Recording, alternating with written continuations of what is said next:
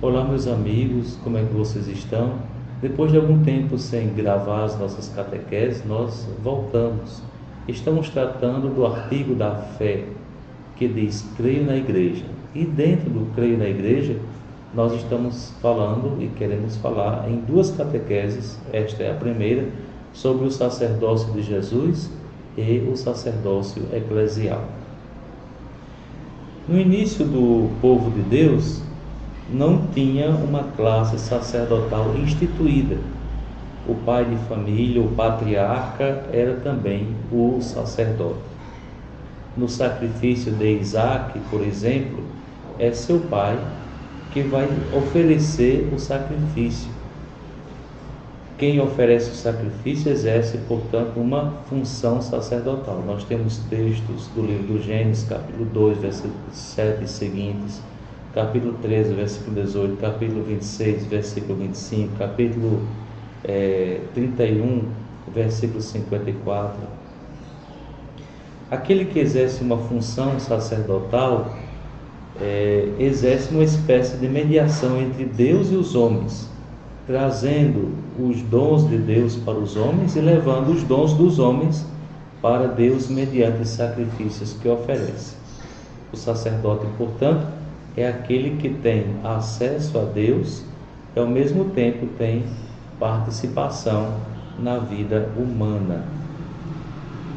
Na preparação para a aliança do Sinai, Deus diz a Moisés, e aqui eu vou citar literalmente o texto do livro do Êxodo, capítulo 19, versículos do 3º ao 6º. Diga aos israelitas o seguinte: vocês viram o que fiz aos egípcios e como carreguei vocês sobre as asas de águia e os trouxe até mim.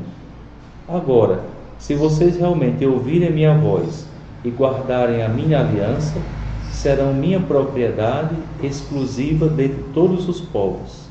De fato, é minha toda a terra, mas vocês serão para mim um reino de sacerdotes e uma nação santa.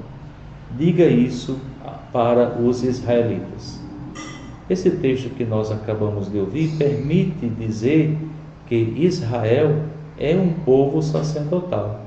E este sacerdócio consiste em ouvir a voz de Deus e ser fiel à aliança. Assim, para assegurar esta vocação universal de Israel, foi que se estabeleceu um ministério específico, o ministério dos sacerdotes e levitas, que não são descendentes de Arão. E os levitas são aqueles que preparam ou que preparavam os sacrifícios. Não há uma identificação clara do Messias com o sumo sacerdote. Há de forma explícita somente especulações em torno da figura de Melquisedeque, que aparece no capítulo 14 do livro do Gênesis e também no Salmo 109 e 110. Vem a ideia de que nos tempos escatológicos o sacerdócio judaico teria dignidade especial. O frei José Ariovaldo da Silva diz o seguinte: nos últimos séculos do judaísmo, com a multiplicação das sinagogas, o sacerdócio se encontra ou se concentra em suas tarefas rituais. Ao mesmo tempo, cresce a autoridade dos escribas leigos, que, vinculados em geral à seita dos fariseus, serão, no tempo de Jesus, os principais mestres em Israel. Ele diz isso num artigo intitulado Sacerdócio Universal e Ministerial e Liturgia, Ação Eclesial, uma modesta reflexão por ocasião dos 40 anos da Sacrosanto Concílio, que é a Constituição Dogmática sobre a Liturgia do Concílio Vaticano II. Daí que, ao que parece, os sacerdotes da Antiga Aliança, os sacerdotes de Israel do Antigo Testamento, começam a se distanciar de suas funções específicas. Quais eram as funções específicas? O culto, o serviço do culto e o serviço da palavra. O serviço do culto e o serviço da palavra.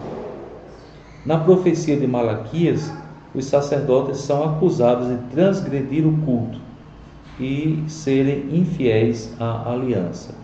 Essas passagens vocês podem conferir em Malaquias capítulo 1, versículo 7 e Malaquias capítulo 2, versículo 3. Através dos profetas, Deus chama a atenção de Israel para uma vocação primordial: ser um povo sacerdotal e uma nação santa. Isto implica viver a prática do amor, da justiça, da misericórdia. Com a crítica feita ao sacerdócio pelos profetas, na profecia de Malaquias, capítulos do 1 ao 3, surge paulatinamente a ideia de que, nos tempos finais, surgiria um novo sacerdócio renovado, mas não segundo Arão, mas segundo Melquisedeque. Com o mistério da encarnação do Verbo de Deus, contemplado e vivenciado por nós na liturgia, principalmente na liturgia do tempo do Natal, Jesus torna-se o mediador por excelência entre Deus e o ser humano. Segundo o apóstolo Paulo, há um só mediador entre Deus e os homens, Jesus Cristo, que se entregou como resgate por todos. Primeira carta a Timóteo, capítulo 2, versículo 5 e seguinte. Na sua estrutura pessoal, ele é sacerdote porque reúne Deus e o homem. Esta é a profissão de fé da igreja. Jesus é verdadeiramente homem e verdadeiramente Deus. E por esta fé, a igreja travou verdadeiras batalhas contra os hereges que queriam ou negar a divindade de Jesus ou negar a sua humanidade. Então, encarnando-se e armando a sua tenda entre nós, Jesus vive e ensina as pessoas a viverem o amor, a justiça e a misericórdia. Jesus reconhece a função dos sacerdotes, mas enquanto ela estiver a serviço das pessoas. E para mostrar que Jesus reconhece a função dos sacerdotes, vejamos o texto que nós encontramos no Evangelho de Mateus, capítulo 8, versículos do 1 ao 4. Diz o texto: Tendo descido da montanha, uma grande multidão o seguiu. Eis que um leproso aproximou-se e prostrou-se diante dele, dizendo: Senhor, se queres, podes curar-me. Jesus estendeu a mão, tocou-o e disse: Eu quero ser curado. No mesmo instante, a lepra desapareceu. Jesus então lhe disse: Vê que não o digas a ninguém. Vai, porém, mostrar-te ao sacerdote e oferecer o dom prescrito por Moisés em testemunho de tua cura. Jesus manda o leproso ir apresentar-se ao sacerdote para que a sua dignidade seja restituída e ele possa ser reintegrado à sociedade. Jesus presta um serviço àquele homem e ensina. O verdadeiro sacerdócio é aquele que liberta e salva as pessoas. Ele mesmo diz: O Filho do Homem não veio para ser servido, mas para servir e dar a sua vida em redenção por muitos, conforme o Evangelho de Marcos, capítulo 10, versículo 45. Meus irmãos, esta é a primeira parte sobre esta catequese sobre o sacerdócio na realidade eclesial.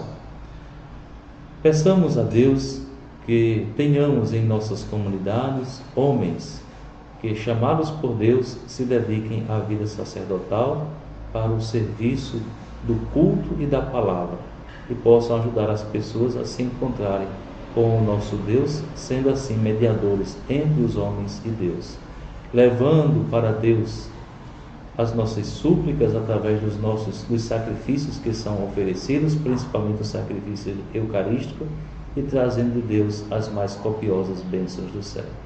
A você o nosso cordial abraço, a nossa saudação e a nossa bênção sacerdotal, em nome do Pai, do Filho e do Espírito Santo. Amém.